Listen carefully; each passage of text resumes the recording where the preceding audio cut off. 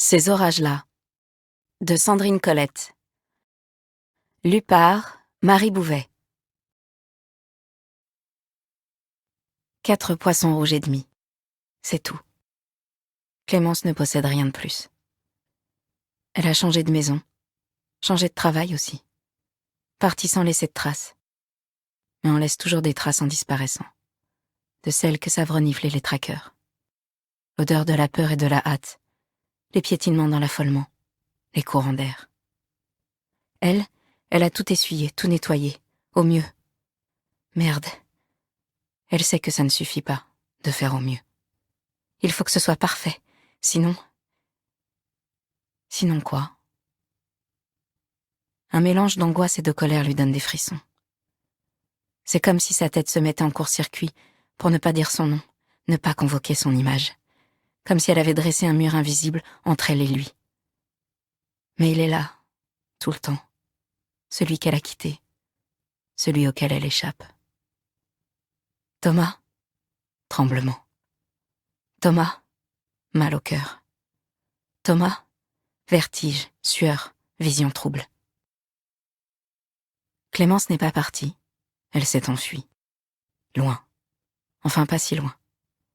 Dans ces villes qui se touchent les unes les autres, elle a l'impression d'être restée au même endroit. Et pourtant, tout est différent. La rue, les maisons, le quartier, même le nom de la commune. Alors oui, elle est partie. Elle a fait son déménagement seule, opiniâtre, en 5 allers-retours affolés avec la voiture dont elle avait couché les sièges. Elle n'a presque rien pris. De toute façon, elle n'avait pas de place. Que le garage prêté par Manon en attendant qu'elle ait un endroit à elle. Un petit garage où ses cartons devaient cohabiter avec la voiture de Pierre. Mais elle n'emportait pas grand-chose. Ne voulait pas de souvenirs. Elle ne voulait pas de reproches.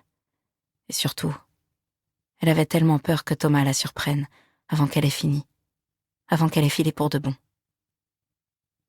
Elle est partie un matin, c'était il y a 1 mois. Elle avait démissionné de son travail la semaine précédente.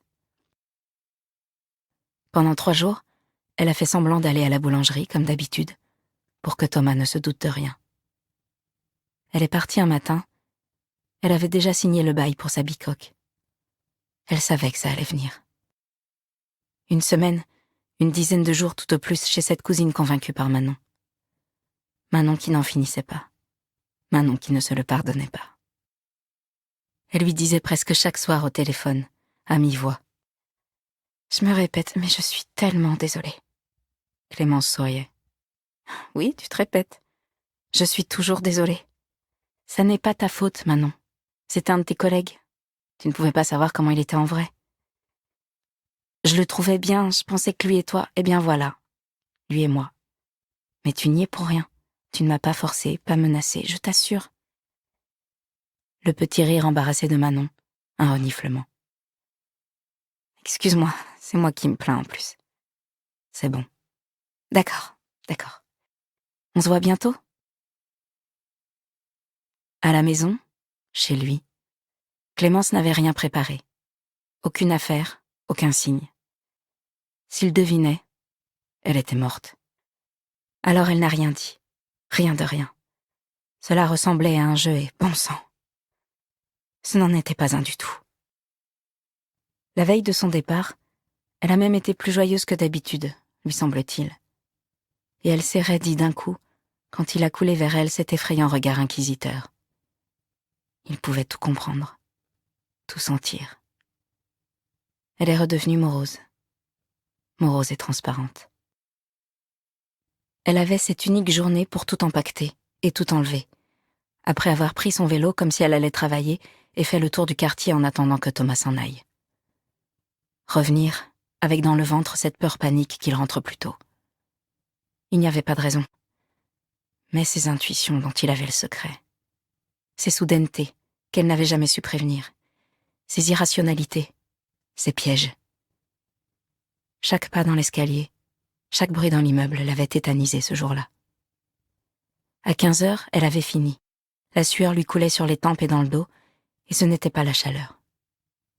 Le soir, il trouverait l'appartement vide. Vide aussi, la maison de campagne où il l'emmenait le week-end, et qu'elle détestait plus que tout.